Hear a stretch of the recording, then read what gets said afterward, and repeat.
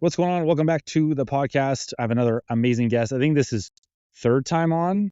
I don't know. We've had a few podcasts, either tit for tat, each other's. But I'm excited. I mean, this one's a long time coming for 2024. But we have Ruby Cherie today. She's an online coach. For those that don't know, online coach teaching women how to get the results they've been working so hard for and making it stick. And I think that's pretty much what we're going to dive into today, because we talk about it often on social media and you're passionate about it, because we were trying to figure out, hey, what are we going to dig into? And you're like, you know what? I don't get sick of any of this stuff. Let's go. So, I mean, thank you for taking the time. And yeah, I mean, for those that don't know, you want to give a brief kind of background into who you are?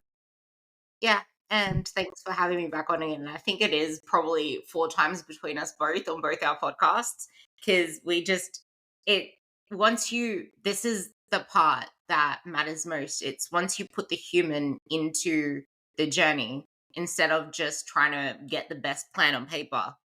That's where making it stick, like you said, becomes such a big thing. And that's something that I see over and over again with people that come to me, and I know that you do as well, is they've done the diets. Like, you've tried this shit before. How about we try something different? And that's why I will never get sick of repeating the same thing over and over again, because I am so, like, one of my biggest passions is training really freaking hard. And that is subjective to the person. But the reason why I find this to be the most pivotal aspect is the confidence you get from just pushing that one more, and how that can be related to everything else. Because once you start to frame everything you do around how can I maximize my performance, well, drinking a bottle of wine on Friday night if you're training on a Saturday, or going all out on the weekend if you have to wake up early on a Monday and then show up to the gym before you start work, that is going to lead to you having poor performance. Then you're going to get down on yourself. Then you might emotionally eat, and that starts the spiral for the weekend, or happy hour on Wednesday. Whatever it is that you do, once that impacts your performance, that is exactly what impacts your physique, which is why you can't see the results that you can't see. And it's never a food problem. You can follow a meal plan. Perfect. But it's never the food problem. There's always other things outside of that.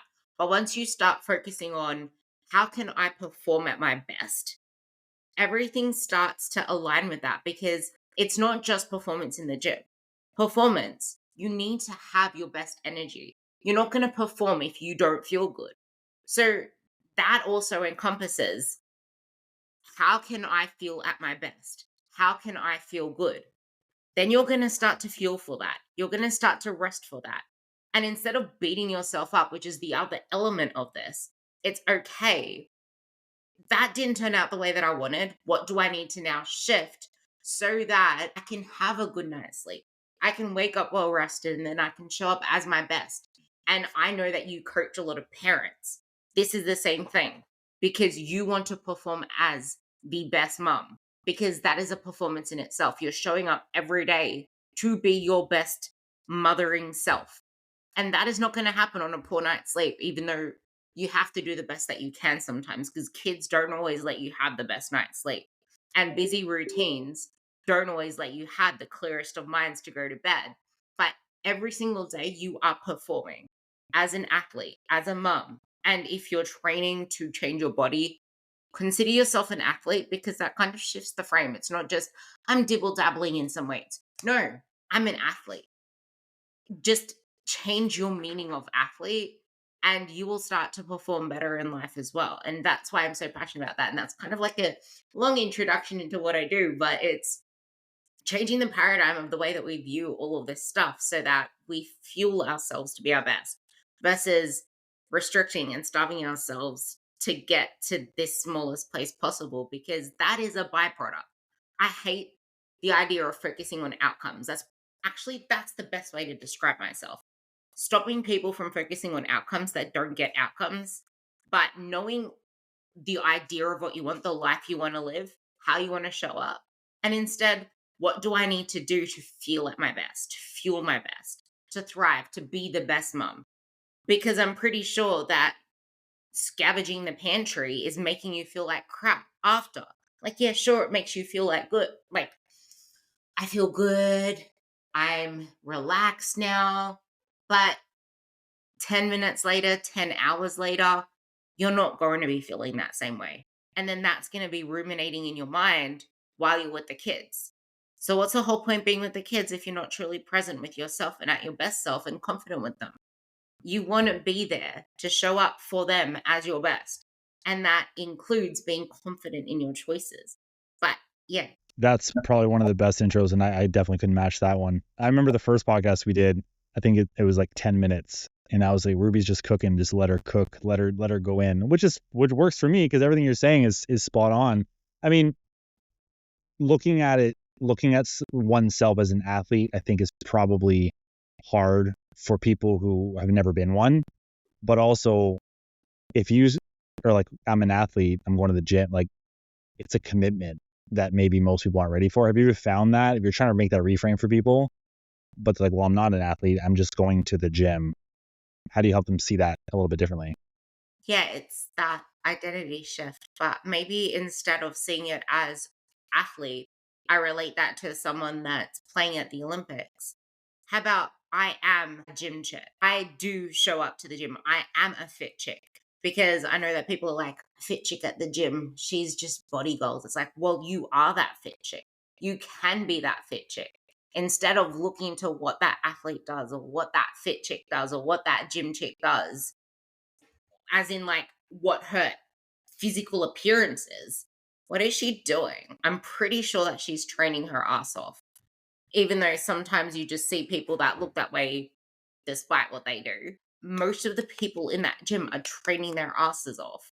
And this is, I think, the hardest thing for someone who isn't yet at that place to kind of reconcile with, because they're training really hard. I could never train like that.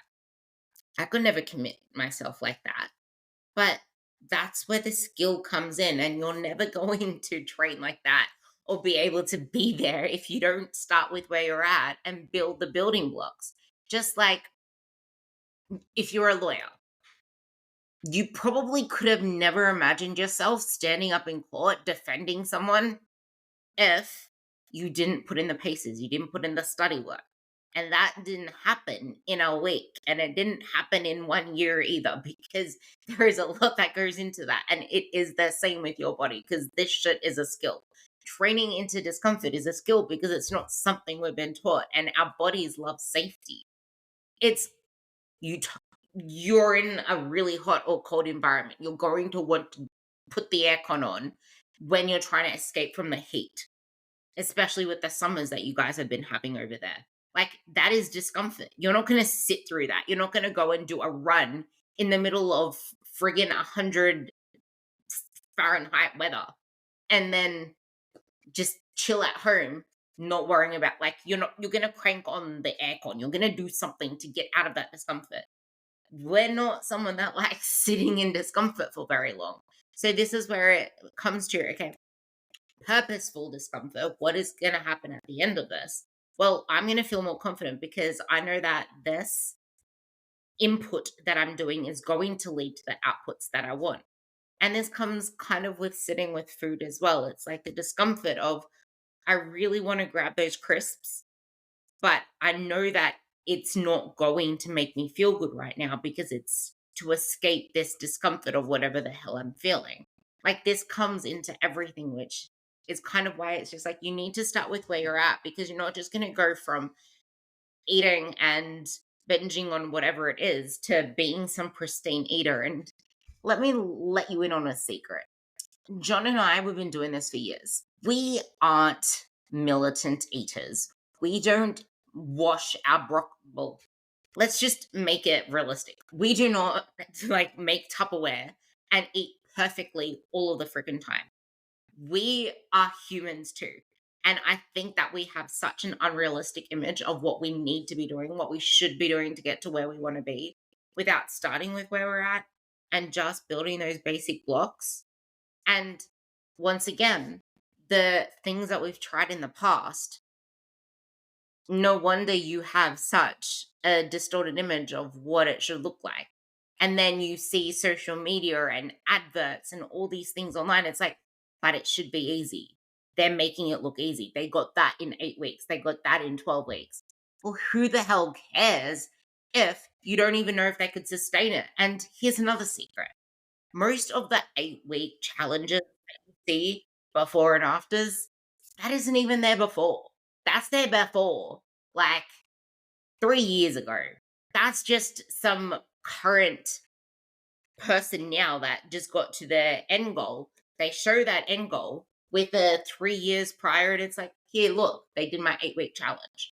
They didn't get that in 8 weeks. Another caveat to that is maybe they just repeated that same 8-week challenge over and over again. And they used the very first photo from the very first 8-week challenge. And now they're showing the very last one because this shit does a long game and it's going to take time. And I think most of the people that come to you and that are listening to this never really did this in the past. Like, it's a fresh slate, right? For some of them, this is brand new. Yeah. So it's going to take even longer to unwire all the old habits, to change your beliefs about yourself, your identity. The shit is hard. Sport was never in my nature, so it was really hard for me to get into that.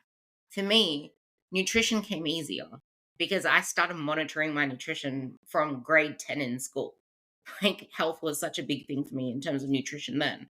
But exercise and fitness, I used to write friggin' notes to my PE teacher saying that I had a kneecap that was dislocating every single time I tried to run on it. Like, there were so many things to get me out of PE.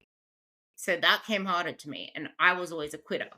Like, I would start something, I would quit. And that got reinforced. What's the whole point putting you into this anyway? You're just going to quit. Like, that shit's hard. So rewiring that.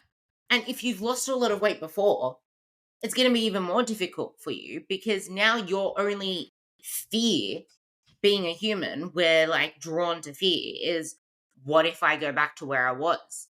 I've struggled so much to even get to where I am now. What if I have to do that all over again?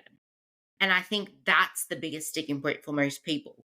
It's that fear of making things worse or having to do it over. What do you think's harder? Like in terms of making it stick, like we know the beginners, maybe it's a knowledge gap. They don't know where to start because of so much conflicting information. But if someone's not a beginner, someone has, on average, and if you're in your 40s, chances are you've done 5 to 10 diets or something before. How do we rewire them so that this time it does stick? Because that ultimately, that's what we need, right? You said we have to be able to create something that sticks, because if it doesn't stick, it's moot. It was just ended up being a waste of time. See, I like that because you said it yourself.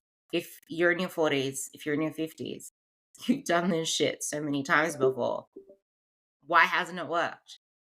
Pretty sure there's an identity gap there, but you can't just attack identity. That's almost trying to touch the intangibles. But what are the beliefs that have kept you stuck there? For many people, it's not changing their daytime habits so that their nighttime habits are more like, I'm snacking all the time in the evening. So it's figuring out, where are you now? What is the most basic thing that we can start to work on that can move the needle? But it's also reframing that this shit is going to take time. And I think, once again, this comes back to that performance element, in that once you start to focus on how you can fuel yourself to be your best, you start to have more energy. You want to go for the walks. You want to show up to be your best. It's going to help add to that pause between whatever cue it is and the disruptive pattern that's going to set you backwards. But I think the biggest part to try to make something stick, really reflecting on what is it in the past that has kept me going around the same revolving door. And for many people, which is what we spoke about before you clicked record, for many people, they think that that body that they want is the result of continuous dieting because they look leaner, they look smaller. And I know the biggest part, like, not even I think, I know the biggest part is people think they need to earn their calories. And I don't mean burning calories to earn food to then eat. I mean, earn their calories as in you're doing a diet and then you need to increase your calories at some point in that diet. But you might still have 10 kilos to lose, 20 pounds to lose. Does not mean you do not increase your calories. And I think that's the biggest sticking point, because it's like, but I have so much fat to lose. I haven't been seeing weight loss. I've been struggling to get the scale down again. I've been struggling to get to lean out even more. Why would I want to add food? I think that's the biggest sticking point I know that's the biggest sticking point for the majority of people, because it's fucking scary. It's like, my body is against me. I can't lose anything. I'm struggling. I'm pushing. I'm doing everything I can. But yeah, because we need to take a diet break. And that means increasing your calories a bit. No, it's not going to add extra weight onto you. But I think that's where a lot of people let themselves down, because it's either on the diet or whatever the fuckeritis. But you need to be strategic with this, because the whatever a fuckeritis is not you focusing on performance. It's, okay, I'm not on a diet. Let's just add in the bread, the pasta, and before you know it, you've lost that traction. That traction is what is lost. But if you're strategic about, okay, I can actually start to add some fuel, like carbs, into my pre-workout meal, my breakfast, my daytime, like wholesome carbs. Bread. Yes, I love bread, so I'm mentioning that. Bread. More friggin' potatoes, more legumes, more pasta even, more rice, just to bulk up the meals that you're eating. Obviously, you would already have protein nailed and veggies nailed, because that's everything you want to do in a diet. But people treat the diet like the only time they're focused on mode. But anything else, they don't have that same urgency, that same intensity. And then that's where it all goes wrong. And hate the whole dieting is meant to be sustainable, because that's the thing. You don't want to be sustainable in this period. You want to get freaking meticulous. But it's hard to make all the sacrifices and trade-offs and get meticulous if you think you need to be doing that for ages. Because even if you're, okay, I'm doing whatever the fuckeritis, I'm eating more, your mind is still in the diet. And some people, even when they're doing it strategically, they're still thinking about, I need to lean out, I don't like this, I don't like that. Versus understanding, we're going into a diet, we're going to track everything we need to track, and when it's time, we're going to pull you out and put you back in again. And I think understanding that element is the greatest part to making it stick, because dieting is mentally taxing. And if you have been doing this for however many years of your life, starting in a diet is not optimal, regardless of the fact that your food intake probably hasn't been the way that Fit Pros say it. We need to increase your calories to boost your metabolism. Well, no, because you're already eating too much. But that doesn't mean that we still put you into a diet. We need to get you mentally not thinking about that anymore, because it's going to be really hard for you to grind down, lose the weight that you need to lose until you've had that mental refresh. The only thing that needs boosting and refreshing is your mentality around it all, because thinking about that shit is taxing. It is taxing. It's like prepping yourself to run the Boston Marathon. Like, you need to prep yourself for that shit. You don't just go and run the marathon. Like, prep it, because this shit is hard. I think that people struggle with it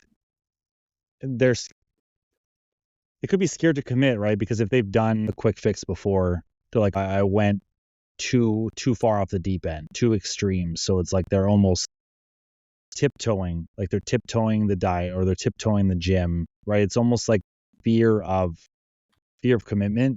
But I think fear of change is also a big one. And I don't know if you see this too, but I think sometimes people are really they're scared of the other side. Like, the grass is greener where you water it. So they're almost scared to consistently water it, and they self-sabotage. Do you find that ever comes up with your coaching? Sabotage happens a lot. With the fearing of consistently watering it, what examples do you usually come up with so we can try and extinguish them? One of the most glaring ones that people sometimes are often too scared to talk about, but it's pretty evident, is like, if I lose all this weight, is my partner going to look at me differently? Is that going to change our relationship at home? sometimes the sabotage is self, sometimes it's the partner unintentionally. Sometimes it's intentionally. I've heard some really fucked up stories.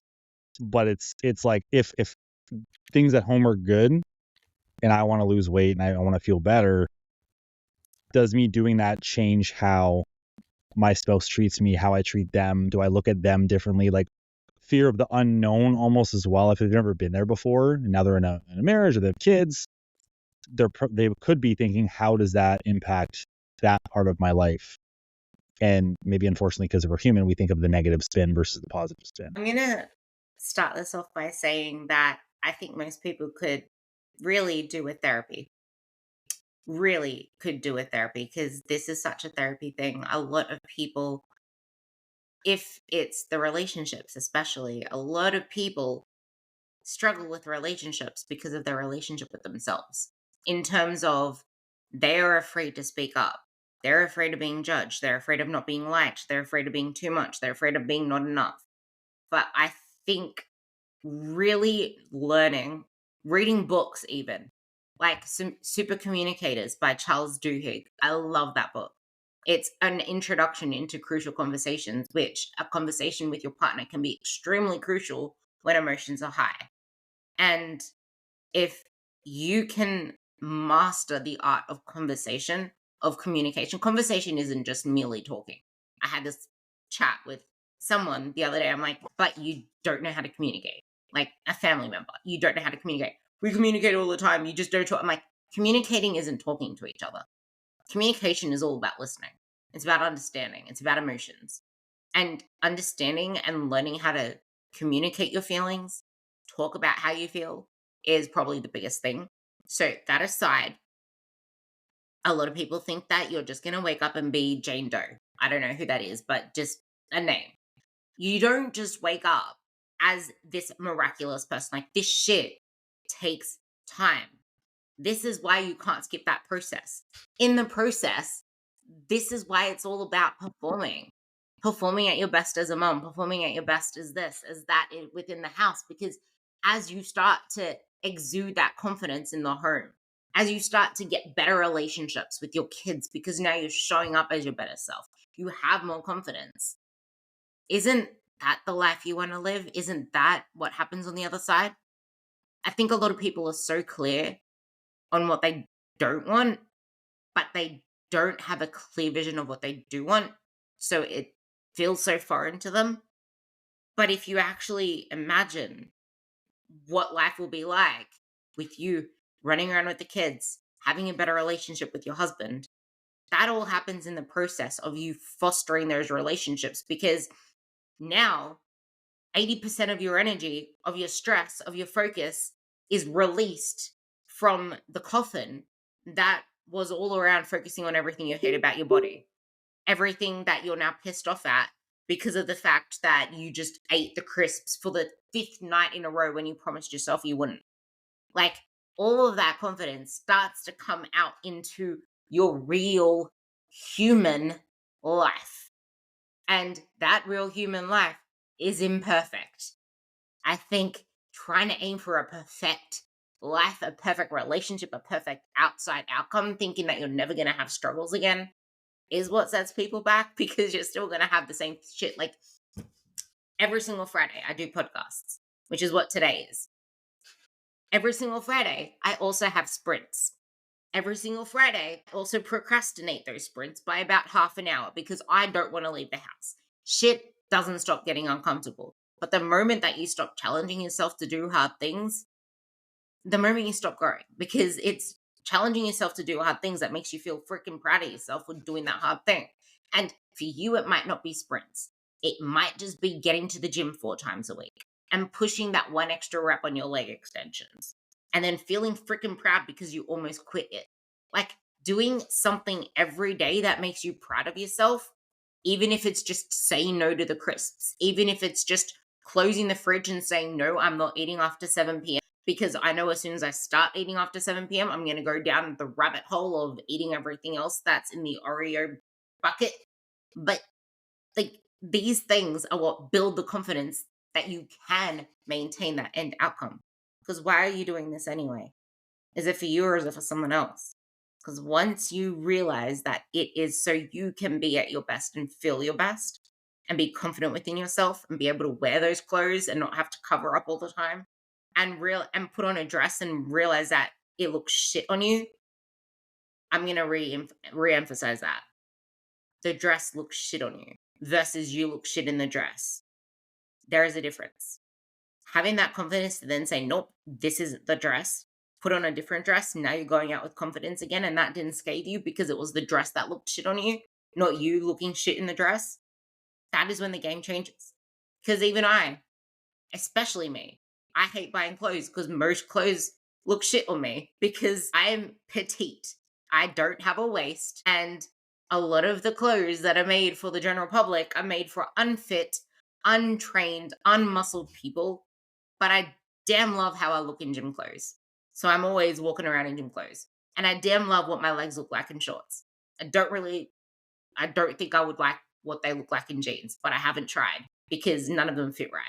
But I do like what they look like in leggings because, like we spoke about before this convo, the reason my legs look the way they look now and I have the confidence in them now is because I've worked my ass off on them. I've built them. I didn't diet them on continuously. Muscle is built. It's not burnt. It's not fasted. It's not dieted down. It's not calorie deficited. And yes, you might have a lot more fat to lose, but that doesn't change the equation. You still need to build that muscle. You can lose all the fat that you want and you still won't be happy with your body because you haven't built that muscle. And then again, that's where that fear comes in.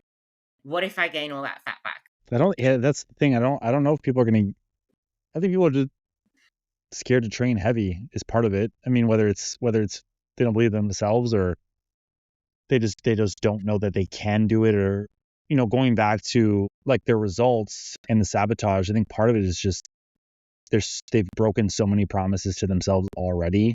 I think they don't want to make any more, so they just live reactively, right? If you never set the intent, you never really commit, or you just live reactively. So like right now, I feel like I'm going to go on a diet, or right now, what would you call whatever the fuck it is, itis. Like people, I think if you live in a reactive lifestyle, and I'd argue most people do, they don't stop to think and breathe and just be present and take account of like, what do I actually want right now? Like what is it that I actually want right now, and have the self-awareness to understand how you're feeling, why you're feeling the way you're feeling.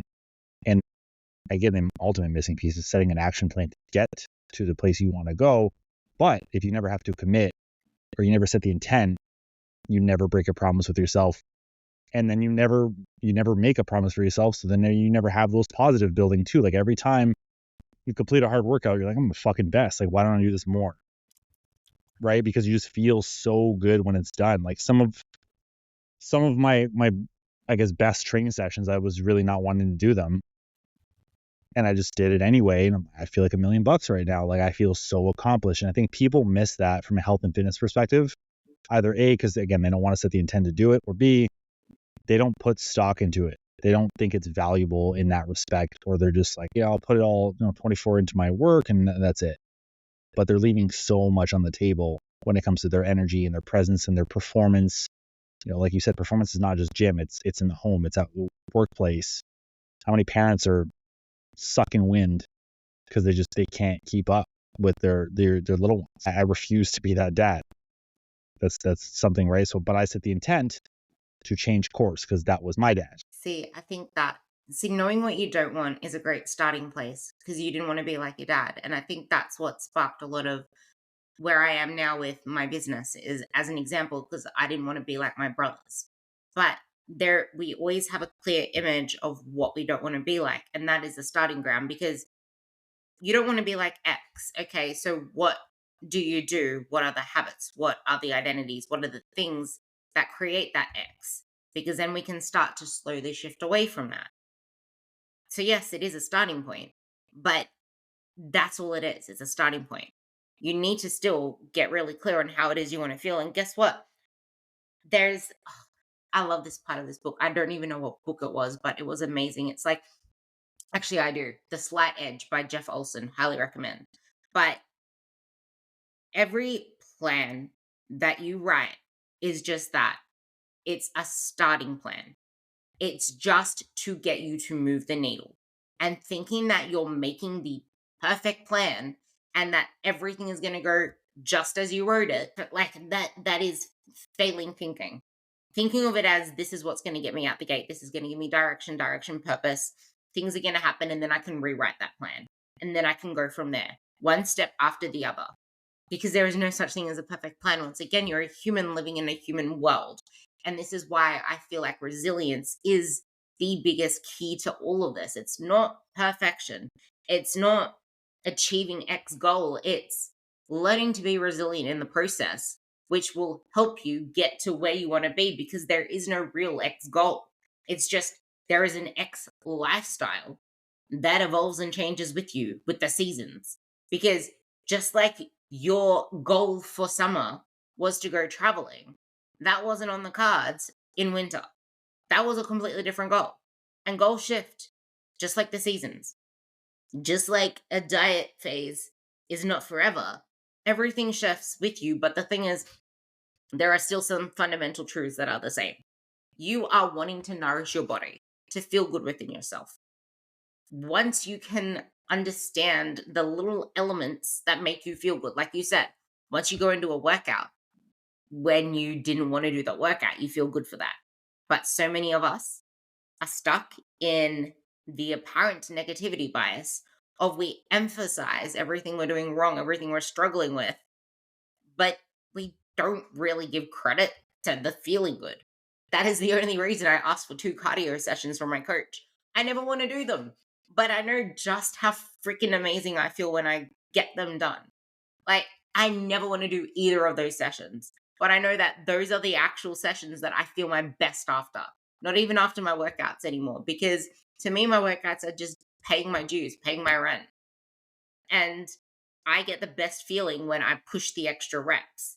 But it is not the same as showing up after doing a cardio session that I never wanted to do. And now I have all the endorphins. I feel amazing. I pushed myself, and now I feel good. And whatever your element is within that, it could be just going that one extra rep. And I know you mentioned somewhere in there where it's just like they're scared of going heavy. They don't know how to push themselves, blah, blah, blah. Get a coach, number one. I'm a big adamant of coaching. It's like, do whatever you can to prioritize coaching, because coaching is what transforms lives. It's not programs. It's not diets. It's not any of that bullshit. Coaching transforms lives. Like coaching, not training, not a trainer, like an actual coach, because a coaching process is different from training. A coaching process has interaction, it has conversation, it has questioning, it has problem solving. It helps you. Coaching transforms lives. That's why there's life coaching. That's why there's relationship coaching. That's why there's all these different types of coaching, because people can't see their own shit. And you need to talk things out most of the time. That's why psychologists exist, because that in itself is coaching. Like, it's coaching you through a sticky situation. This is a sticky situation. Life is a sticky situation because you're a human, and being a human is a sticky thing. It is hard, but you can make shit happen through the power of coaching, through the power of even getting a therapist to get you out the door with some mental shit, or having both of them. But coaching transforms lives. That aside, when you log your lifts, it's like, can I just do one more rep today? Maybe I can feel myself and see if I can improve my form. Maybe I can slow things down a little, make things harder if I don't want to increase the weight. Maybe I can just keep pushing reps to see how many I can actually do with this weight. Say to myself, hey, look how badass I am. Like, just change the way you speak about yourself. Look how badass I am. I actually did 20 reps with something that I usually do 10 reps with. Maybe I was lifting too light. Maybe I need to increase it a little. But it's just a process. And once you feel how good it feels, because I used to be scared of the man machines. Hands up, I was stuck upstairs in the women's section. I would not go down to them. I wouldn't even go to the barbell section that had the preset barbells, because that was in the men's section of the gym. That shit scared the shit out of me. It was just the dumbbells, the ellipticals, and a few of the women's machines. And there was like a TRX up there, a boxing bag. Like, that was my shit until tried a machine for the first time. I slowly added the weights, and then some guy comes over and then puts on more plates. And he's like, I'm going to help you do this leg press thing. And then he forced the reps. And then I walk out of the gym like, my legs. And then they were throbbing.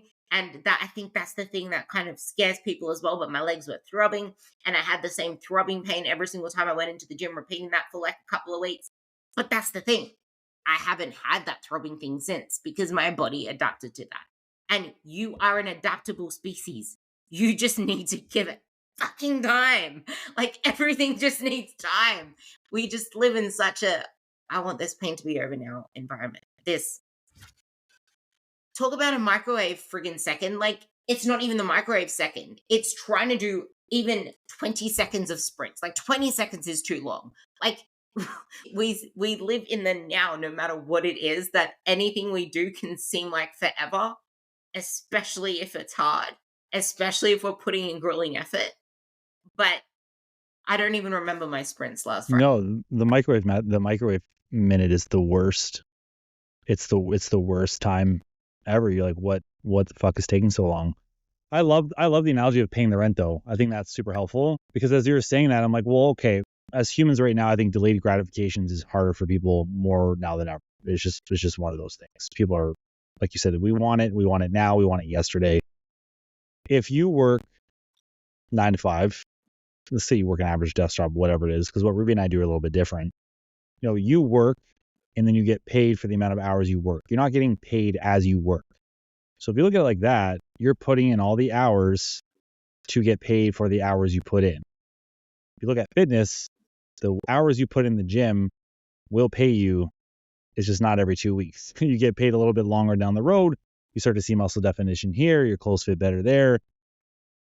Working, you know, even part-time jobs when I was there, just same. Like you don't get paid like every minute someone's handing you money. You're accumulating hours, and at the end of the pay period, you get paid. You're like, fuck, all that bullshit was worth it because I just got paid.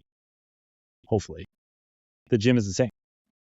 You just gotta grit and bear it sometimes, go through the shit to then get paid. And that getting paid never stops as long as you never stop putting in those hours in the gym. Yeah, and I think that's the hardest thing as well. Maybe examples from your life as well, but when you've been putting in the work, grinding really hard, but you don't see any outcome, how hard is that? And I'm guessing you see that in areas as well with yourself. Can you relate to that in the gym, in food? You're grinding really freaking hard and then you're looking for the results within a day or two. I try not to even look at the outcome that much. Like this past summer, I did, lose 20 pounds over the summer. And every day I had to update roughly myself and my coach and social media, how it was doing. But I have an advantage where I'm able to detach from the outcome day to day because I was okay paying myself later on. Like I was okay with that payday coming at the end of the 90 days where most people will do the work and immediately be like, okay, well, where's my results?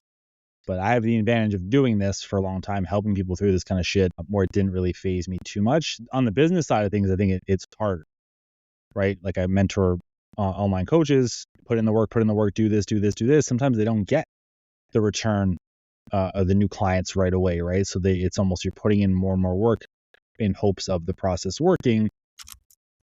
9 times out of 10, it does work when you do the work.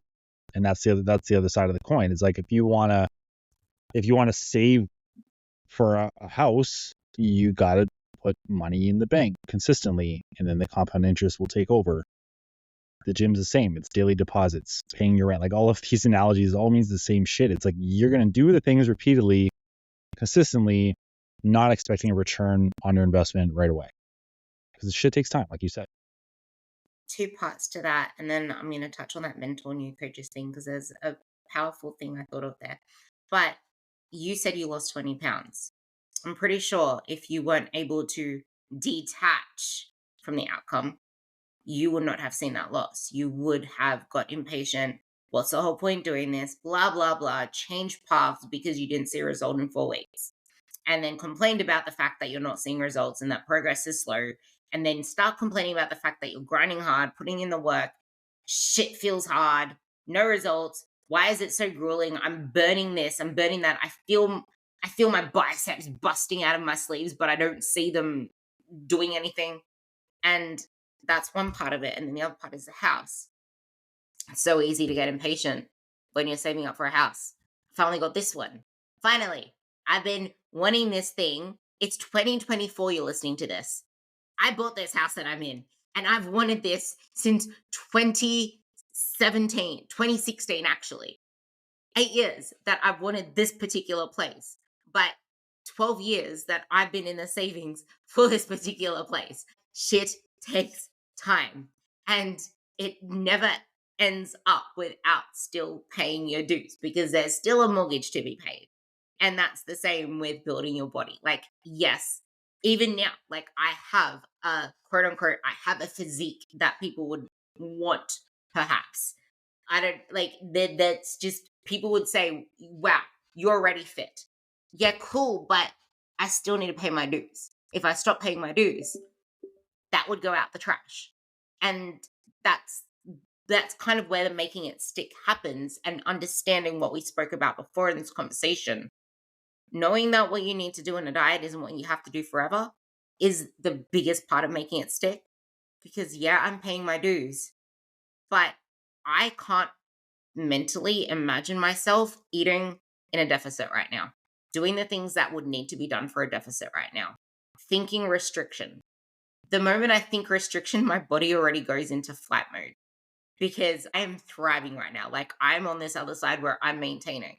I've paid those dues. You don't need to pay those dues again once you're in this place that it's just maintaining. And this is the thing, like, fat loss is damn hard. Yet it's the easiest part for most people. They just keep losing the weight until they stop. But the point is, they just keep losing the weight. It's the maintaining part that they struggle with. When the maintaining part is living the best life if you do shit the right way. You mentioned mentors and new coaches. You're not in control of the outcome that they get at all, because you're dealing with the human element, which is them, and then their own human elements and their own clients and environments. And that's the same with you listening to this. Like, you can have the plan, you can try to get all these different cogs moving, but even with your kids, you can want them to do things a certain way, and then they still chuck a hissy fit, and then you have to change your schedule. And that's the beauty of all of this stuff. And the moment that you put a timeline on something or a deadline on something, you negate that human element completely. And that's why it will never stick, because you're in a rush. And he would not have lost 20 pounds if he did it that way as well. And I wouldn't be where I am right now if I didn't stick through 3 years of not being in a deficit to build the muscle that I wanted to build to get to the lean outcome. And if I gave in at the 3-week mark when the scale went up and when I felt like a huge freaking water elephant in my clothes, I wouldn't be where I am now. And then that subsided. And then it came up again 3 weeks later. That kind of sounds like it kind of went with my menstrual cycle, but it didn't. But for many of you, the waves go in 4 weeks with your menstrual cycle. Those demons in your head are keeping you from where you want to be, because we are so short-term focused. You just need to trust yourself. And if you can't trust yourself, trust your coach. Borrow the trust from the coach and just do the work. You have it on your whiteboard behind you. Just do the work. It's why it's on Jon's whiteboard. It's why I said just pay your rent, because it's not about trusting the process. It's about trusting the work you put into the process. That's where magic happens. I think that's where most people struggle, though, is they don't trust themselves. So then they don't trust the process, right? I think you alluded to it earlier. It's like, if you don't have a good relationship with yourself, how are you supposed to have a good relationship with anything else? How are you supposed to show up the way you want to show up? If you don't believe in you, I think there's always going to be a piece, unless the opposite, unless you really just, you trust the process, and you're like, I don't know what's going to happen, but I'm going to follow this. Then the trust in yourself starts to develop. I think that's half of it, right? Because if I'm going to do this, I'm going to do that, I'm going to do that, and you don't follow through for any of them, you see yourself in a different light. You don't trust yourself. You don't make good decisions. So then you don't commit. If you were to sometimes blindly trust a coach's process, trust a process, and you do the work, immediately the light bulb will go off. I'm like, I can do hard shit. I can do these things. And then your confidence and your own abilities goes up, which then makes the journey easier. It becomes a humongous snowball effect. I know it's cold for you. I apologize for the preferences, but it becomes a huge snowball because it just gets easier. You build a momentum. I think a lot of people lack momentum. Like you said, if I focused on like, oh man, I'm not at the goal yet. Well, fuck this. I'm just going to go do what I want for the weekend. Momentum's killed immediately, right? Versus, okay, it is what it is. And here's why maybe the spike of the scale. Do I change anything? No. I just do what the process is laid out for me and just do. And I think that's where people, they either don't do enough or they do too much, right? They're overthinking the process or they're not following the process. So they're just half-assing. But there's so much nuance to it for each individual. It's hard to say which one is which, depending on the archetype and the person.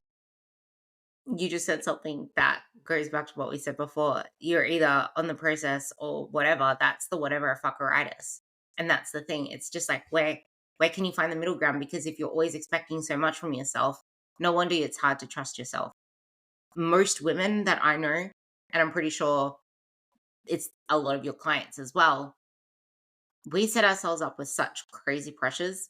Like, I have a couple of clients that have gone back to college, and I'm looking at them, seeing old me in them, like wanting to get HD and double A's and A pluses in all my assignments, and being told consistently by a million people, please get degrees.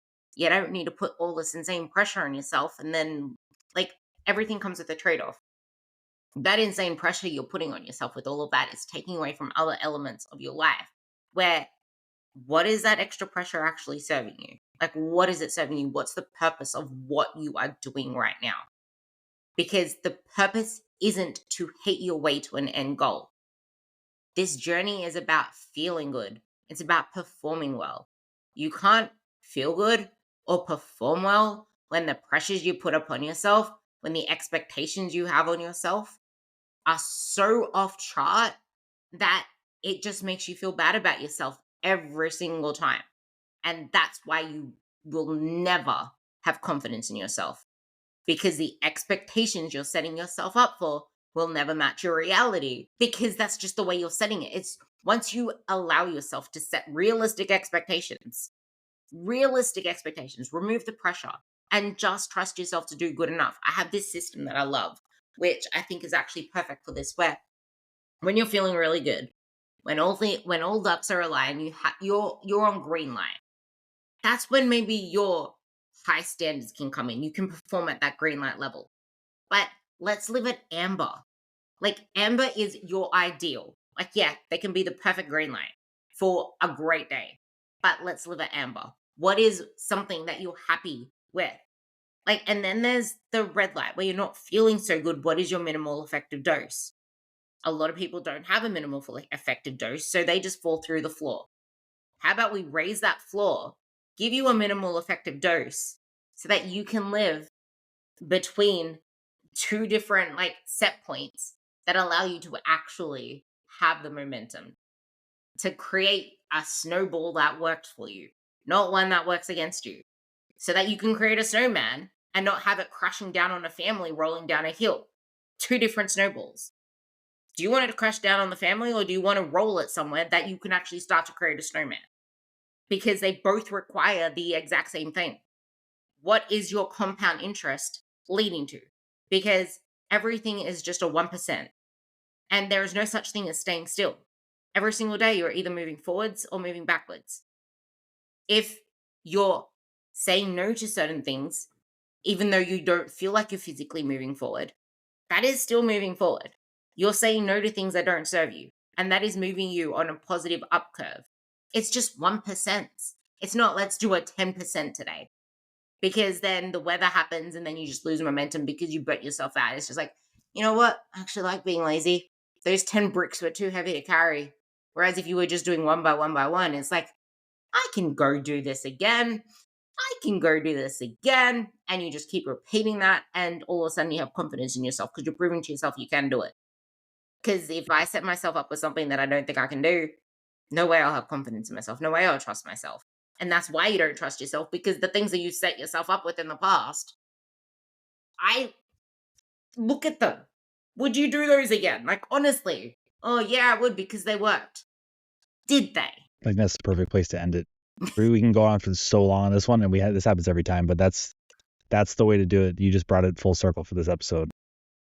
Yeah. Can you give us one more? See, I feel like once people can zoom out, can slow down, and I have this, it's completely not related to this conversation, but it is at the same time. I have this sticker on my laptop that I'm looking at, and it says, "You've just flipped the bitch switch. So buckle up and enjoy the ride." And that's kind of the same thing. It's like once you flip that switch and no, this is who I want to be. Listen to the last part of it. Buckle up and enjoy the ride. Buckle up because it's going to be a long time. This isn't a short journey. But the most important word on that is enjoy. How can you make this a process you enjoy? Like, yeah, the fat loss phase in itself might not be so enjoyable, but that's why you need to see it in the context of what your journey is, not the main event. So flipping that switch and saying, no, I don't want this anymore. I want to start to create this life one bite at a time. This is who I am now. Be the person, and then everything else will happen. Like, who do you want to be? Get clear on that. What don't you want? If you don't know who you want to be, what don't you want? What actions do you need to avoid because of that? And just work your way up there. But whenever something pops up, who is this bitch that's coming in now? Because I flipped that switch. I am her. And how is this going to make, like, if your kids are the most important thing, how is this going to make me a better parent? If your relationship's rocky and you want to focus on the relationship, but it's hard to do that because of how insecure you feel within yourself, tie it to that. But enjoy the damn ride.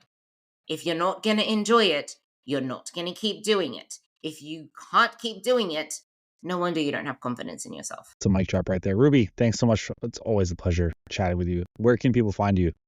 They can find me at TransformXRuby on pretty much everywhere. Otherwise, just Ruby Cherie, Cherie, like cherry, but not really. But yeah, TransformXRuby. I'm going to put this one onto my podcast as well. 100% Real with Ruby. And I've had John on there a couple of times. So there's that.